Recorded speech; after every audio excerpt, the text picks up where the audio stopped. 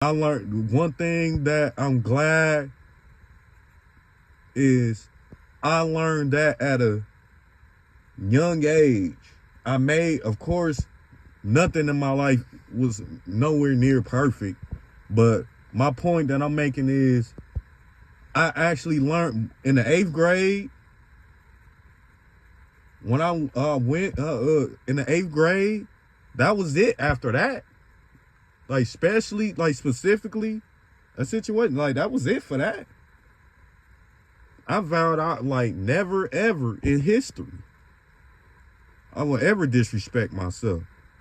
But it's unfortunate that some people go on throughout their life 21, 25, 28, 30, 34, 35, 38, 44.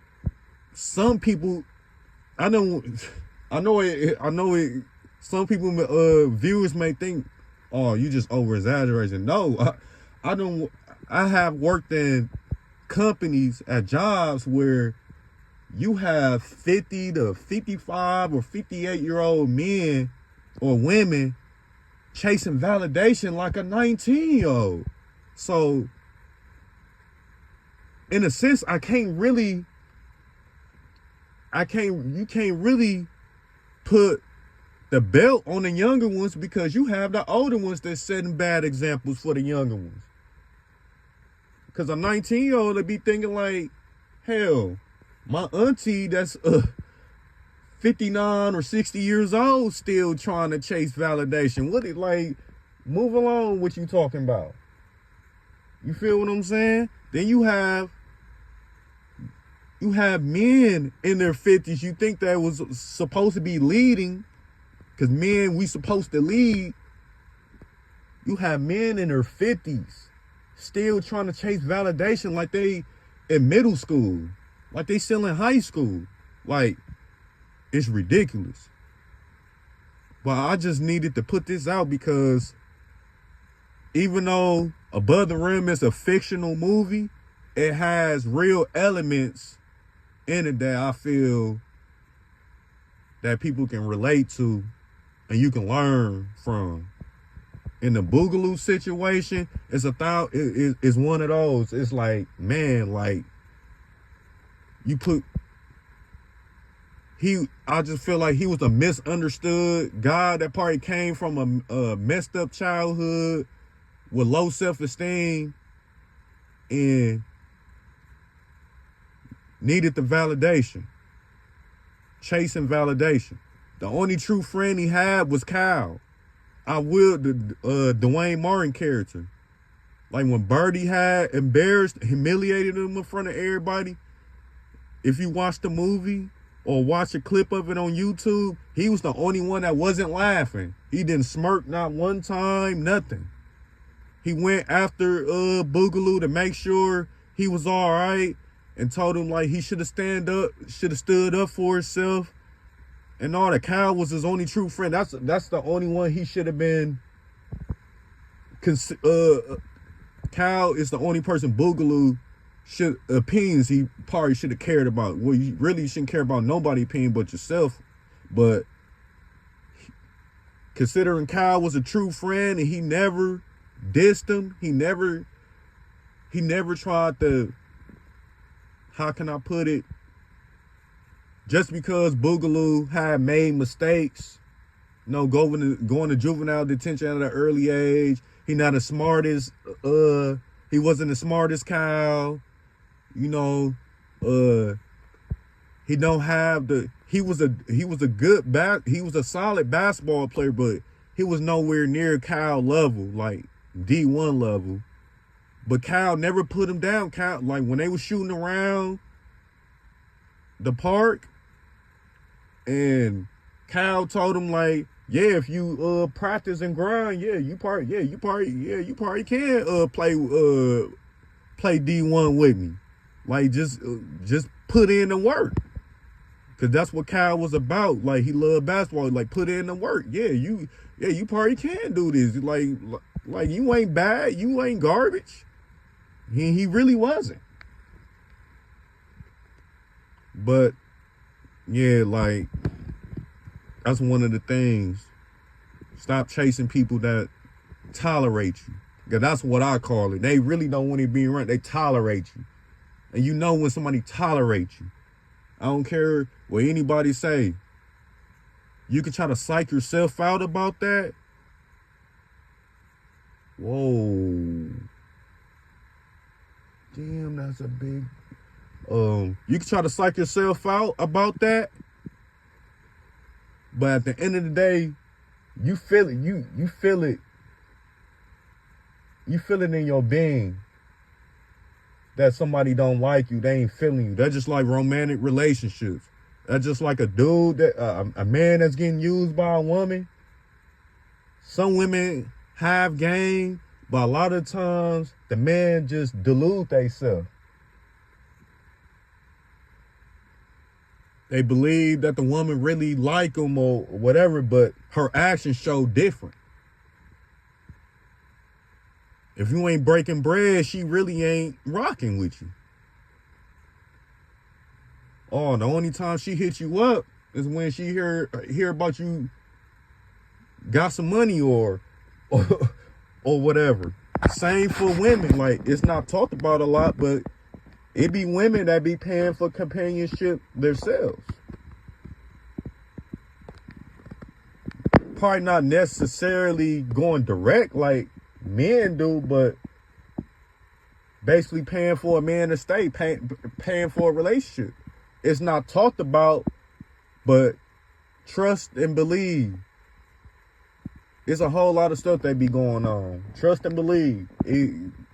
And whether male or female, don't disrespect yourself. Because you keep disrespecting yourself, that person gonna keep on disrespecting you. And that what happened to Bugaloo in there. Till he ended up, I ain't gonna say everything on there, but he eventually ended up standing up for us. So I'll put it like that. But he wouldn't have to go through that situation if he chose himself first. If he just stuck with kick it with Kyle, I ain't finna rock with the rest of these other cats. I might say be cordial, say hello, or how you doing, bro, or what's up. But other than that, he should have kept it cordial with them and moved around. Kyle was his only true friend. Kyle didn't diss him. Kyle, even though Kyle was a cocky individual as far as playing basketball, but overall he wasn't a cocky cat. Like, he wasn't a cocky dude. He didn't never shun Bugaloo away or try to front him in front of a crowd. He never did that, even though his popularity was growing. People knew he had a chance to go to the NBA. He had a chance, like, oh, bro, definitely go a D1 type of player, as long as he stay out them streets and not do nothing ignorant. They knew it. So I like the movie character Kyle. I salute him on that, even though it was just a movie, but I salute him on that. But yeah, y'all stop chasing people. Another example I can make is the Carrie movie. The Stephen King character. She really was chased. I mean, she had a messed up mama too. She had a crazy, insane mama too. I gotta add that in there, but she was chasing. She was chasing validation from her classmates. And that's why all that ended up hitting the fan. You can't chase people that really don't want to be around you. I could go on and on with this, to be honest. I just like on the movie with Nick Cannon and Christina Milian, and Keenan from Keenan and Kel, the Love Don't Cost a Thing. Nick Cannon character got to chasing them same people that dissed him. Then the same dude, the Ted dude with the braids, like, humiliated him in front of everybody. Like, you kicking it with this cat. You dissing your guys for these cats. Like, that was messed up. Real talk. not to mention, like when, no, I'm finna go on love, but I gotta go on there. I gotta go there on there. I'm just gonna add this in there before I let y'all go. Then the simple fact that after everything hit the fan, I'm talking about love don't cost a thing now for you viewers. If I know you probably like, you were just talking about Above the Rim. I explained enough about Bugaloo already, the Bugaloo syndrome, but it still applies because Nick Cannon character on Love Don't Cost a Thing, he had a Bugaloo syndrome too, except his was a little worse. He was geeky. Bugaloo wasn't geeky. He just was goofy. That and stuff. But Bugaloo has street sense, but that's besides the point. But Nick Cannon character, when everything hit the fan, like after Christina Milian character, Paris Morgan, after she exposed him, like, yeah, he really cashed me out. He really cashed me $1,100 to $100 for he could be popular for a couple weeks and this, that, and the third. And you see how quick they turned their back on him. I'm saying, but they really wasn't his friends to begin with anyway. Even though his friends was nerds, cause and they didn't have a lot of designer brands and was popular. He fronted on his guys, and that one 100. You don't never front on nobody. This your real true friends just to seek that validation, just to feel popular, or I done seen it happen. I done been in situations like this where one of your guys, well, so-called guys, they really trying to get with this a female. And like I always tell people, especially when it comes to like young men, you gonna know it's three things it's three things for a fact that's gonna put your brotherhood to the test: money, women, and popularity, aka status or status. Them three things: money, women, and status or popularity. Them the three things is gonna test your brotherhood. So if you're a young cat that see this video, you 14 through 18, that's gonna really put you to the test. Them the tests is for you. You think your crew tight, real tight? That's gonna be the proof in the pudding. Get around some women, and everybody like to say they mess with 9s and 10s. Forget all that. It could just be young women that you consider that's, if we say 1 in a 10 scale, that just say 6.5 through 7.5 or 8s. It could be 5 of them. One of them 6.5, but she thick, real thick. The second one is a 7, she slim thick. The other one is a 7, she chunky thick. Fourth one, she's petite and she's an 8.5. The other one, the last one, a 7.5 and she's slim. And the last one could be a chubby girl, but I'll say in the face, she's an 8.5. Because I know some might say, oh, this, that, and the third. I ain't gonna lie. I done, it's some big women that look way better than, some slim ones. I'm just keeping it in 1,000. Face-wise. Probably not, know what I mean? Not everything else, but face-wise, got them, got it on lock. But one thing I would say, like I said, that's gonna put your brotherhood to the test. And like I was saying on Love Don't Cost a Thing,